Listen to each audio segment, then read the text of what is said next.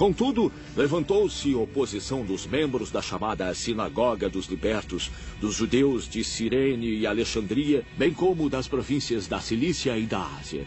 Esses homens começaram a discutir com Estevão, mas não podiam resistir à sabedoria e ao espírito com que ele falava. Então subornaram alguns homens para dizerem: ouvimos este Estevão falar palavras blasfemas contra Moisés e contra Deus.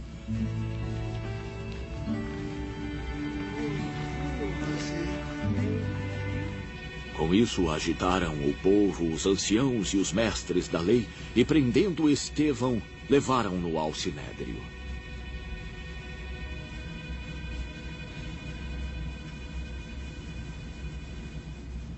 Ali apresentaram falsas testemunhas que diziam: este homem não para de falar contra este lugar santo e contra a lei. Pois o que ouvimos dizer, que esse Jesus, o Nazareno, destruirá este lugar, e mudará os costumes que Moisés nos deixou.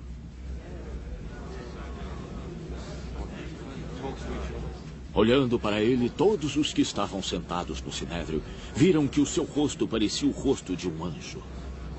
Então o sumo sacerdote lhe perguntou: são verdadeiras estas acusações?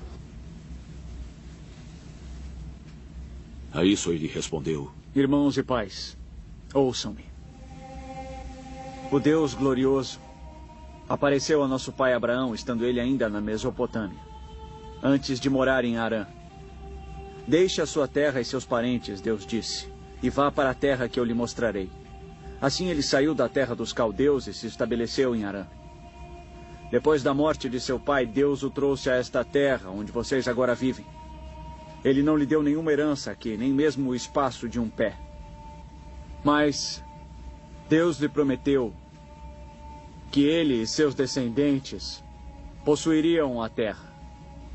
Embora naquele tempo Abraão não tivesse filhos, Deus lhe falou desta forma: seus descendentes serão peregrinos numa terra estrangeira e serão escravizados e maltratados por 400 anos.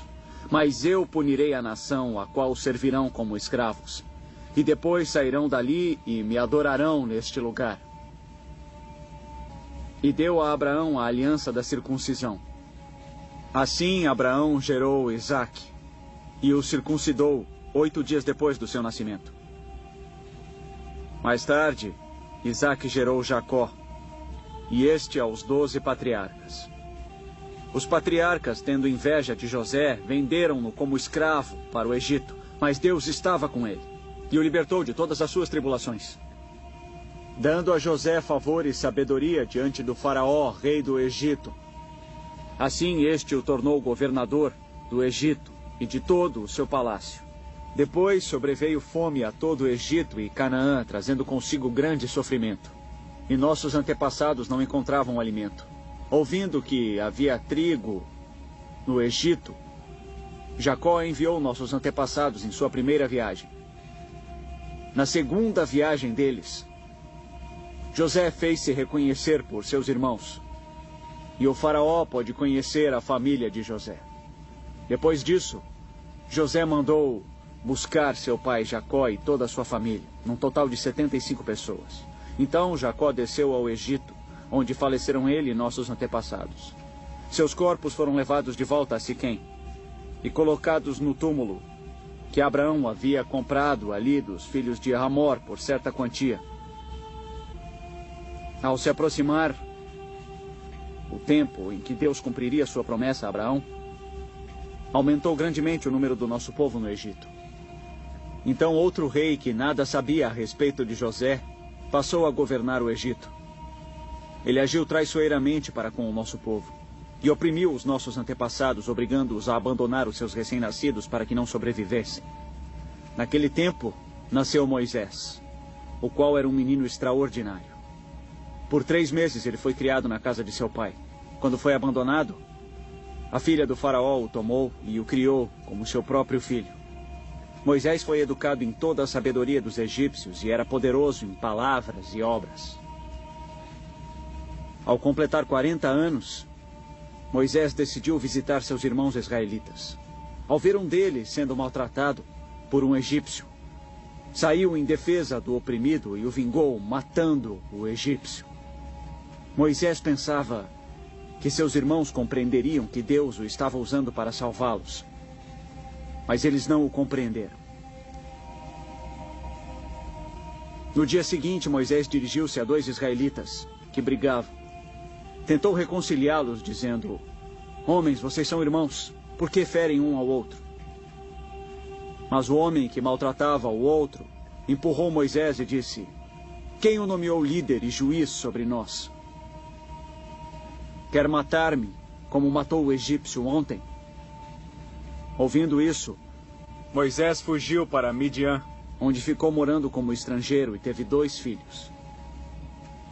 Passados 40 anos, apareceu a Moisés um anjo nas labaredas de uma sarça em chamas no deserto, perto do Monte Sinai. Vendo aquilo, ficou atônito. E aproximando-se para observar, ouviu a voz do Senhor. Eu sou o Deus dos seus antepassados, o Deus de Abraão, Isaque e Jacó. Moisés, tremendo de medo, não ousava olhar.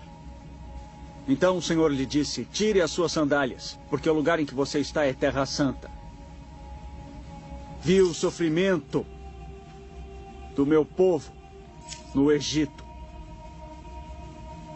Eu ouvi seus gemidos e desci para libertá-los. Venha agora. Eu o enviarei de volta ao Egito. Este é o mesmo Moisés que tinham rejeitado com estas palavras: quem o nomeou líder e juiz? Ele foi enviado pelo próprio Deus para ser líder e libertador deles por meio do anjo que lhe tinha aparecido na sarça.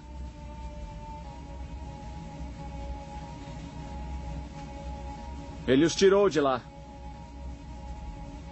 fazendo maravilhas e sinais no Egito, no Mar Vermelho e no deserto durante 40 anos. Este é aquele Moisés que disse aos israelitas: Deus lhes levantará dentre seus irmãos um profeta como eu. Ele estava na congregação no deserto, com o anjo que lhe falava no Monte Sinai e com os nossos antepassados, e recebeu palavras vivas para transmiti-las a nós. Mas nossos antepassados se recusaram a obedecer. Pelo contrário, rejeitaram, e em seus corações voltaram para o Egito. Disseram a Arão: faça-nos deuses que vão adiante de nós. Quanto a esse Moisés que nos tirou do Egito, não sabemos o que lhe aconteceu. Naquela ocasião, fizeram um ídolo em forma de bezerro. Trouxeram-lhe sacrifícios e fizeram uma celebração em honra ao que suas mãos tinham feito. Mas Deus afastou-se deles e os entregou à adoração dos astros, conforme o que foi escrito no livro dos profetas. Ó Israel, acaso foi a mim que trouxeram sacrifícios e ofertas por 40 anos no deserto? Ao invés disso, levantaram um santuário de Moloque e a estrela do seu deus Renfá, ídolos que fizeram para adorar. Portanto, eu os enviarei para o exílio, para além da Babilônia. No deserto, os nossos antepassados tinham o tabernáculo do testemunho, que fora feito segundo a ordem de Deus a Moisés, de acordo com o modelo que ele tinha visto. Tendo recebido o tabernáculo, nossos antepassados o levaram sob a liderança de Josué, quando tomaram a terra das nações que Deus expulsou de diante deles. Esse tabernáculo permaneceu na terra até a época de Davi, que encontrou graça diante de Deus e pediu que ele lhe permitisse providenciar uma habitação para o Deus de Jacó. Mas foi Salomão quem lhe construiu a casa. Todavia, o Altíssimo não habita em casas feitas por homens. Como diz o profeta, o céu é o meu trono e a terra o estrado dos meus pés. Que espécie de casa vocês me edificarão? Diz o Senhor. Ou onde seria o meu lugar de descanso? Não foi a minha mão que fez todas estas coisas?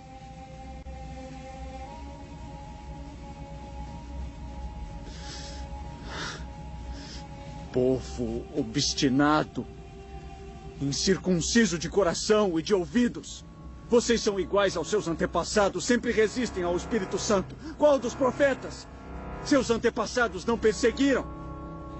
Mataram aqueles que prediziam a vinda do justo, de quem agora vocês se tornaram traidores e assassinos. Vocês! que receberam a lei por intermédio de anjos, mas não a obedeceram. Ouvindo isso, ficavam furiosos e rangiam os dentes contra ele.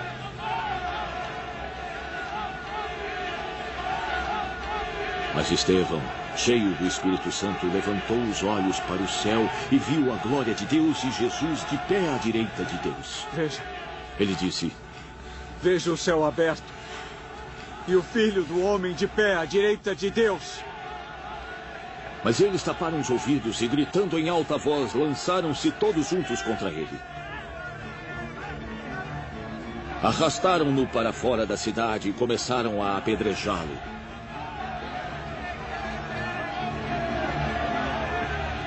As testemunhas deixaram seus mantos aos pés de um jovem chamado Saulo. Enquanto apedrejavam Estevão, este orava: Senhor Jesus, receba o meu espírito. Então caiu de joelhos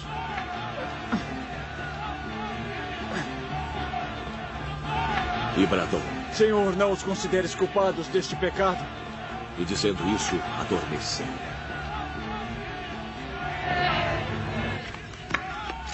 E Saulo estava ali, consentindo na morte de Estevão.